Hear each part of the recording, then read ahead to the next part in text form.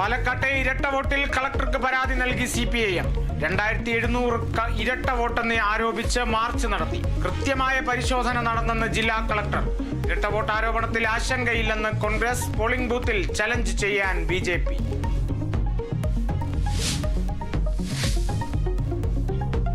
പാലക്കാട് പരസ്യപ്രചാരണം ഇന്ന് അവസാനിക്കും. കൂറുമാറ്റങ്ങൾക്കും വിവാദങ്ങൾക്കും ഒടുവിൽ വൻ കലാശക്കൊട്ടിനൊരുങ്ങി മുന്നണികൾ.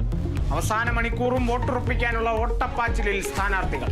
മഹാരാഷ്ട്രയിലും ജാർഖണ്ഡിലും നിയമസഭാ തെരഞ്ഞെടുപ്പിനുള്ള പരസ്യപ്രചാരണം ഇന്ന് അവസാനിക്കും.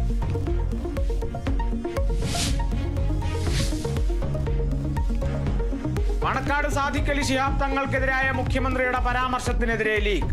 മണക്കാട് തങ്ങളെ പിണറായി അളക്കേണ്ടെന്ന് മുഖപത്രം ചന്ദ്രിക. സംഘപരിവാർ താൽപര്യങ്ങൾക്ക് മുഖ്യമന്ത്രി കൈത്താങ് നൽകുകയാണെന്നും മുഖപ്രസംഗത്തിൽ. ചൊറി വന്നവരൊക്കെ പാണക്കാട്ടേക്ക് വന്നാൽ സമയം വരുമ്പോൾ കാണാമെന്ന് KM ഷാജിയുടെ മുന്നറിയിപ്പ്.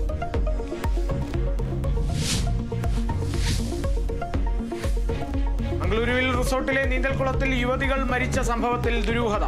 റിസോർട്ട് ഉടമയും മാനേജറും അറസ്റ്റിൽ. റിസോർട്ടിന്റെ ലൈസൻസ് റദ്ദാക്കി. നീന്തൽക്കുളത്തിന്റെ പ്രവർത്തനം സുരക്ഷാ ക്രമീകരണങ്ങൾ പാലിക്കാതെയെന്ന് കണ്ടെത്തൽ.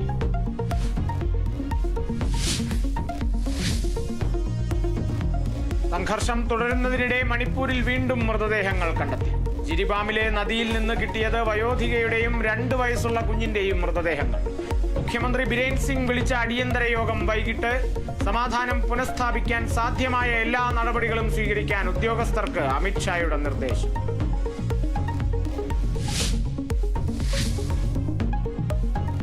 റഷ്യയെ ആക്രമിക്കാൻ അമേരിക്കയുടെ ദീർഘദൂര മിസൈലുകൾ ഉപയോഗിക്കാൻ യുക്രൈൻ അനുമതി നൽകി പ്രസിഡന്റ് ജോ ബൈഡൻ. നീക്കം റഷ്യയുടെ മുന്നറിയിപ്പ് മറികടന്നു. ബൈഡന്റെ നിർണായക നീക്കം അധികാരമൊഴിയാൻ 2 മാസം ബാക്കി നിൽക്കെ.